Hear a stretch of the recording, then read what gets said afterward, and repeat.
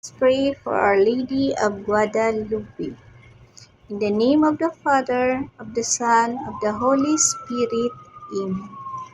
Prayer for Life.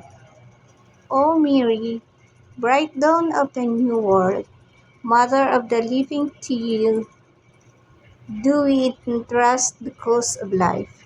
Look down, O Mother, upon the vast numbers of babies not allowed to be born, of the poor whose lives are made difficult, of men and women who are victims of brutal violence, of the elderly and sick killed by indifference or out of misguided mercy.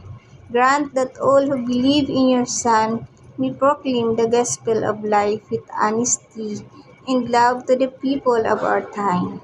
Obtain for them the grace to accept that gospel as a gift ever new, the joy of celebrating it with gratitude throughout their lives, and the courage to bear witness to it resolutely, in order to build, together with all people of goodwill, the civilization of the truth and love, to the praise and glory of God, the Creator and Lover of life.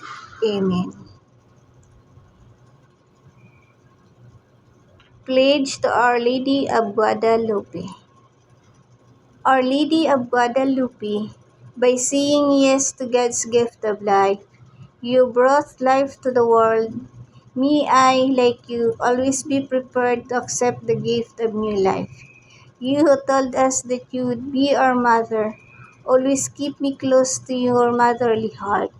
May all the sons and daughters of this great land, yet to be born, always be welcomed and protected. O Virgin Mary, you who are the Immaculate Tabernacle of the Sacramental Jesus, today I consecrate myself entirely to you, and so I promise you that I will defend human life from conception until the moment when our Lord calls each person to His presence. Our Lady of Guadalupe, pray for us. Amen. In the name of the Father, of the Son, of the Holy Spirit. Amen.